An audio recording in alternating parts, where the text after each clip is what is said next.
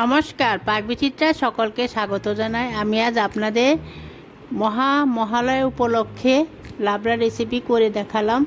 আমি যেভাবে বানালাম আপনারাও সেভাবে বানিয়ে মহালয়ের দিন ঠাকুরকে ভোগ নিবেদন করবেন, দেখবেন খুব ভালো লাগবে। আমার রেসিপিটি কেমন লাগলো আমার কমেন্ট বক্সে অবশ্যই কমেন্ট করে জানাবেন। আর এই ধরনের নতুন নতুন রেসিপি পেতে হলে আমার চ্যানেলটি সাবস্ক্রাইব করতে ভুলবেন না। আর নোটিফিকেশন পেতে হলে বেল আইকনটি অবশ্যই প্রেস করে দিবেন। পাশে থাকার জন্য ধন্যবাদ।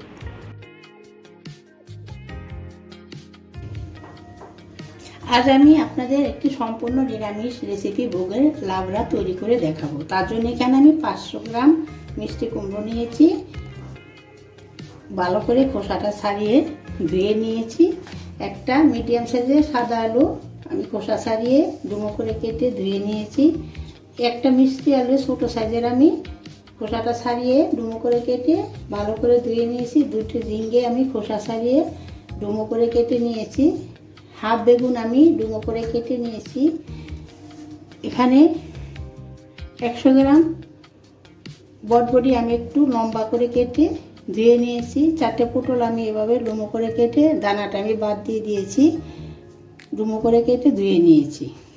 একটা কাঁচা কলা আমি কেটে ভালো করে ধুয়ে জলে ভিজিয়ে রেখেছি যাতে কালো না হয়। কাঁচা কলা কেটে এভাবে জলে ভিজিয়ে রাখলে কালো হওয়ার কোনো সম্ভাবনাই থাকে না। ঠুন নিয়েছি হাতের পাঞ্জার সমান লম্বা, তারপর খোসাটা ছাড়িয়ে একটা সুতোর মতো থাকে সেটাকে ছাড়িয়ে পাতলা করে এরকম ছোট করে কেটে নিয়েছি। এখানে ফোড়নের জন্য নিয়েছি আমি বাজারে কেনা 5 ফোড়ন, 3টে তেজপাতা, 2টো শুকনো লঙ্কা। আর ভাজা মশলার জন্য এখানে আমি নিয়েছি 1 টেবিল চামচ সাদা গোটা জিরা, 4 চামচের 1 চামচ মৌরি, 4 চামচের হাফ চামচ মেথি, ধনে নিয়েছি 4 চামচের 1 চামচ, কালো জিরে নিয়েছি 4 চামচের হাফ চামচ, একটা শুকনো লঙ্কা। হলুদ নিয়েছি 1 টেবিল চামচ, 4টা কাঁচা লঙ্কা আমি মাঝখানে চিড়ে নিয়েছি। এখানে আমি 1 বাটি সর্ষের তেল নিয়েছি। রান্নাটা আমি সর্ষের তেলেই রান্না করব, যতটুকু লাগে ততটুকু আমি অ্যাড করব। 1 ইঞ্চি আদা আমি থেতো করে নিয়েছি। নুন নিয়েছি 1 টেবিল চামচ। দেখুন গ্যাসটা অন করে আমি একটি নন স্টিকের প্যান বসিয়ে নিয়েছি।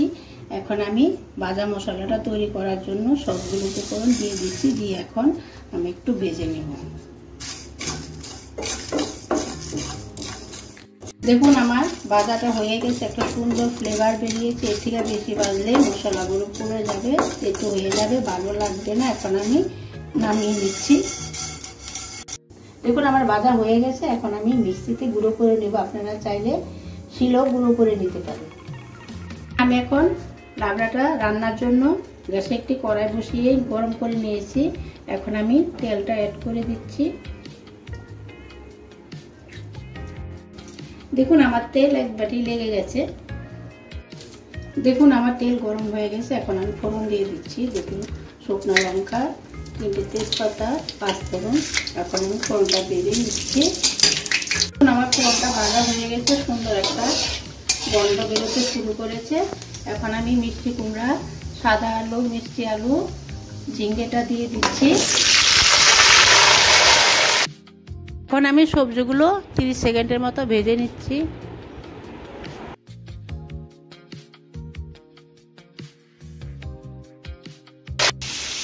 দেখুন আমার 30 সেকেন্ড হয়ে গেছে। বেগুন, পটল, বটবটি দিয়ে দিচ্ছি।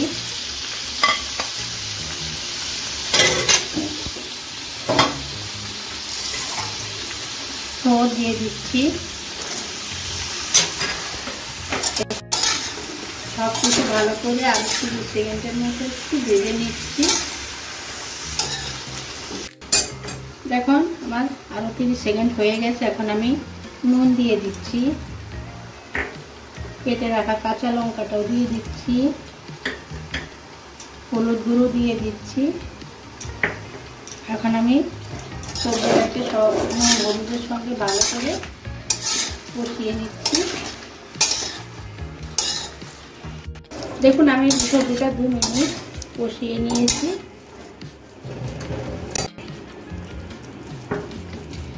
দেখুন লাবড়া রান্না সাধারণত জল ব্যবহার করতে হয় না, আমি ঢাকা দিয়ে সবজিটাই নরম করে নেওয়া যায়, কিন্তু আমি অল্প একটু হাতে নিয়ে জল অ্যাড করে দিচ্ছি, হাতে একটু 2 টেবিল চামচের মতো।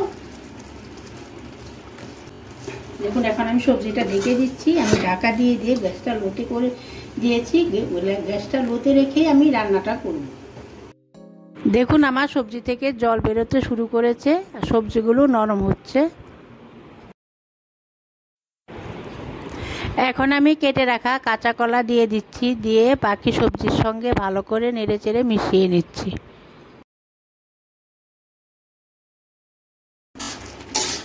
এখন ঢাকা দিয়ে দিব, গ্যাসটা লোটো মিডিয়ামে রেখে রান্নাটা করে দেব। দেখুন আমার লাবড়াটা প্রায় রান্না হয়ে এসছে, দেখুন সবজিগুলি সব নরম হয়ে গেছে। এখন আমি থেতো করা আদাটা দিয়ে দিচ্ছি। আপনারা চাইলে এখানে একটু মিষ্টি দিতে পারেন, আমি দিচ্ছি না, আমার মিষ্টি কুমড়াটা অনেকটাই মিষ্টি। দেখুন আমার লাবড়া তৈরি হয়ে গেছে, এখন আমি ভেজে রাখা যে মশলাটা গুঁড়ো করে নিয়েছি সেটা মিশিয়ে দিলাম, দিয়ে এখন ভালো করে মিশিয়ে নিয়েছি। আমি যেটুকু জল অ্যাড করেছি আপনারা জল ছাড়াও কিন্তু লাবড়াটা তৈরি করে নিতে পারবেন। আমি এরকম একটু নরম রাখবো বলে একটু জল আমি অ্যাড করেছি।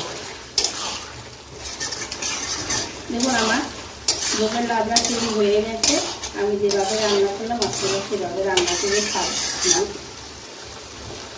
আপনারা সেভাবে রান্না করলে ঠাকুরকে ভোগ নিবেদন করবেন, যে পূজা পার্বণে এভাবে তৈরি করে নিতে পারেন। এখন আমি গ্যাসটা বন্ধ করে দেব। দেখুন আমার ভোগের লাবড়া তৈরি হয়ে গেছে, আমি যেভাবে বানালাম আপনারাও সেভাবে বানাবেন, ঠাকুরকে ভোগ নিবেদন করবেন, দেখবেন খুব ভালো লাগবে।